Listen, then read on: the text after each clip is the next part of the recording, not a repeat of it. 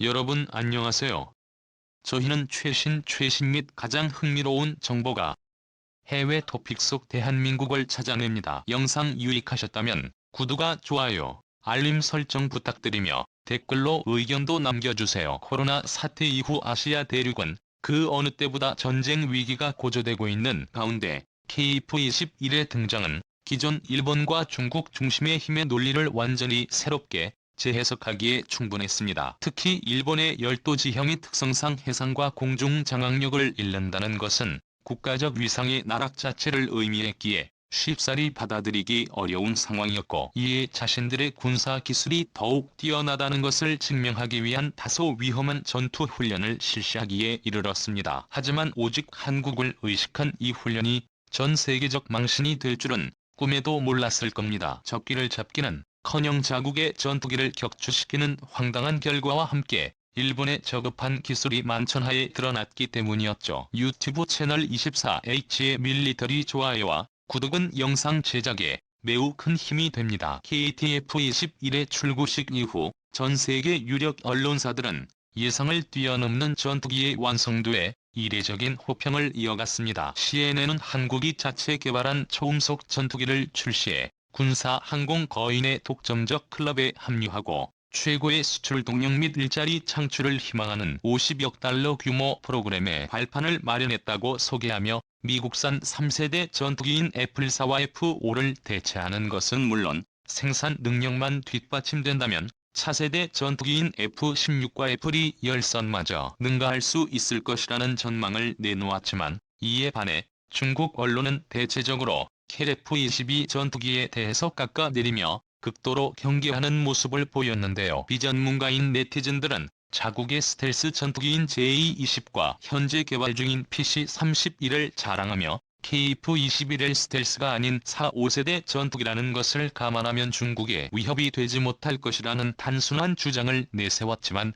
충격적이게도 군사 전문가들은 한국 전투기 산업에 대해 중국과의 경쟁에 초점을 맞추며 향후 5세대 전투기로 발전할 가능성에 대한 언급과 캐릭터를 22일 본격적인 전력화로 이어질 경우 중국의 아시아 전략에 적지 않은 차질을 줄 수 있을 것이라고 내심 인정하는 등 깊은 우려를 나타냈습니다. 무엇보다 격렬한 적개심을 나타낸 건 다름 아닌 일본이었는데요. 일본 언론들은 일제히 KF-21 출고식을 생중계하며 이것이 8,600억 엔 규모로 인도네시아와의 공동 개발을 추진한 결과라는 등 배경 상황을 자세히 보도하는 한편, KF-21일 수년 내에 한국 공군에 배치될 영공 방위의 핵심적인 역할을 담당하게 될 경우 그동안 자위대가 자랑하던 공군력이 한국에 뒤처질 수 있음을 경고하기도 했습니다. 특히 일본 네티즌들은 무늬만 스텔스기일 뿐 한국이 또 과장 광고를 한다며 열등감을 넘어 열폭에 가까운 반응을 보였는데,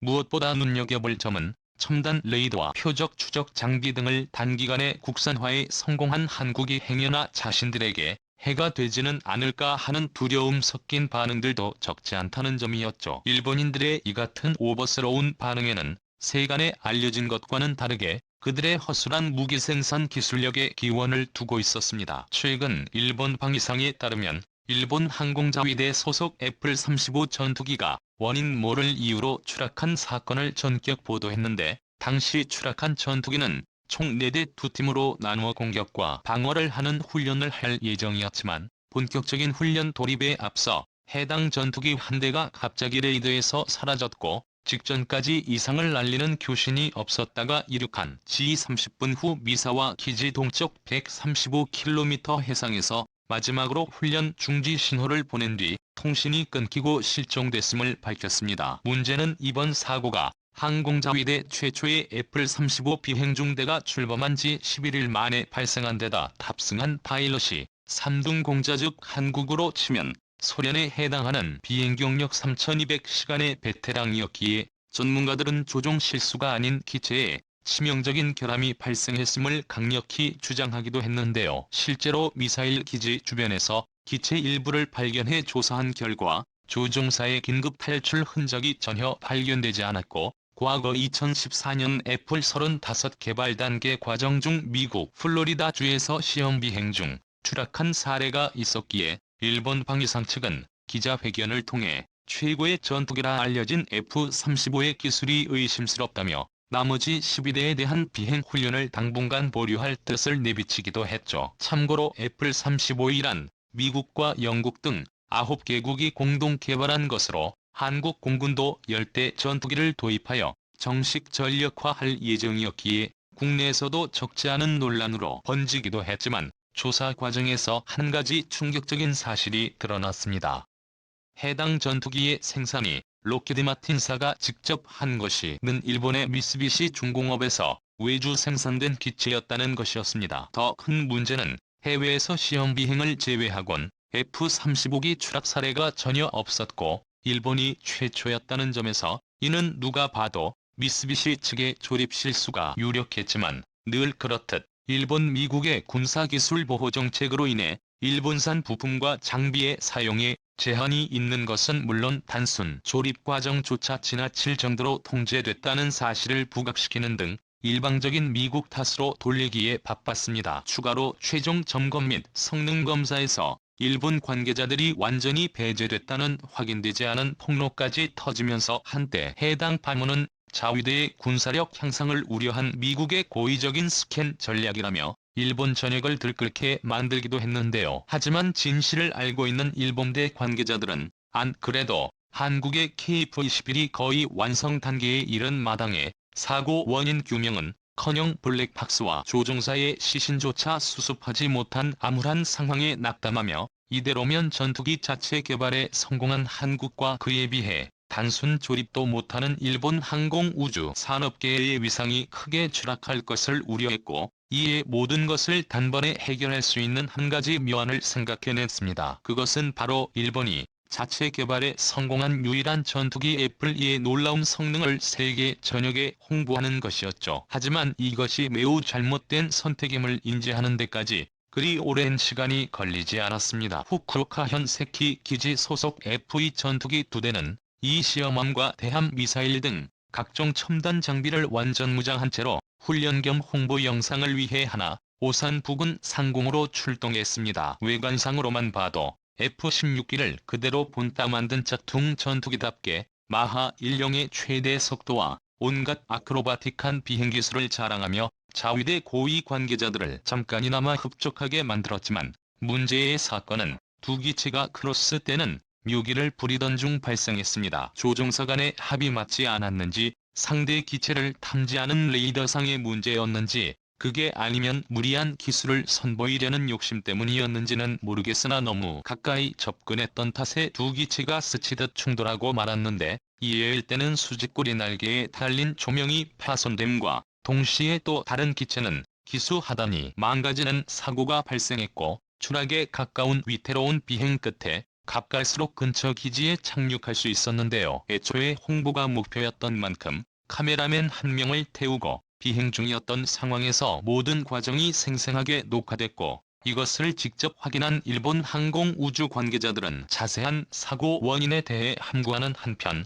역으로 전투기의 성능이 매우 뛰어나 모두가 무사할 수 있었다고 망언을 하는 등 국제적 망신을 사수하는 황당한 대처를 보이기도 했죠. 참고로 F-2 전투기의 추락 사고는 이번이 처음이 아니었는데 2018년 11월에도 편대 비행 중이던 이대가 같은 사고를 당했고 2019년 2월에는 홀로 비행 중이다 아무런 이유 없이 야마구치현 앞바다에 추락하기도 했습니다. 무엇보다 당시의 시기가 KF-21 출고 직후 한 달이 채 안 된 시점이었기 일본 네티즌들은 이것이 일본 항공산업의 종말과 같은 사건이라며 조소 섞인 반응을 보였고 일본은 기술력도 없으면서 무리하게 KF-21을 의식한 공군 자위대의 한계를 여실히 보여줬다는 등 더 이상 한국과의 전쟁에서 일본은 승산이 없음을 개탄하는 반응을 내놓기도 했습니다. 더불어 F-2기와 관련 그동안 있었던 사건 사고들도 재조명됐는데요. 비행 중 조종관에 빠지는 바람에 살기 위한 조종사의 혼신의 노력 끝에 스틱을 눌러져 재착륙에 성공한 일이라든지 창정비 후 미쓰비시 공장에서 테스트 비행을 위해 이륙하던 중 추락하여 대파당하는 사건에 대해 그 원인이 정비 중 조종 개통대선을 반대로 꽂힌 것 때문으로 밝혀진 것과 멀쩡히 비행하던 중 갑자기 오른쪽 패널이 떨어져 나가 불시착한 사건 등 심지어 이 같은 일련의 사건들이 동일본 대지진 당시에 있었던 침수 사건과 관련이 있는 게 아니냐는 의혹도 터져나왔습니다. 2011년 대지진으로 발생한 쓰나미에 의해 항공자위대 주둔 기지가 침수되자 이때 18대 F이기가 바닷물에 휩쓸리고 말았는데 방위성은 최종적으로 18기 중 13기를 수리하기로 방침을 정했지만 해당 비용이 검사비만 무려 2천억 원에 달했고 비교적 손상이 심하지 않은 6기의 수리에만 11조라는 천문학적인 비용을 감당할 수 없었던 방위성은 역설적으로 거의 새로 조립하는 것과 다름없는 수리 문제 때문에 애플이 양산 종료 후 흩어지거나 사라질 뻔한 인프라를 계속 돌아가도록 하는 후퇴성 결정을 내리는 지경에 이르렀습니다. 이것은 결과 일본 전투기 산업의 발전을 커녕 총체적 난국에 빠지게 만들었고 결정적으로 이 시기에 급속한 발전은 이룬 한국의 항공산업과 자리가 뒤바뀌는 결정타가 됐다는 비판이 나오기도 했죠. 분명한 건 키예프 20일 출고식을 전후로 더 이상 일본은 공군력에서 한국을 능가한다고 말하기 어렵게 됐다는 사실. 매번 한국의 도발을 일삼던 일본이 최근 급조용해진 이유에 대해 어느 정도 의문이 풀린 것 같습니다.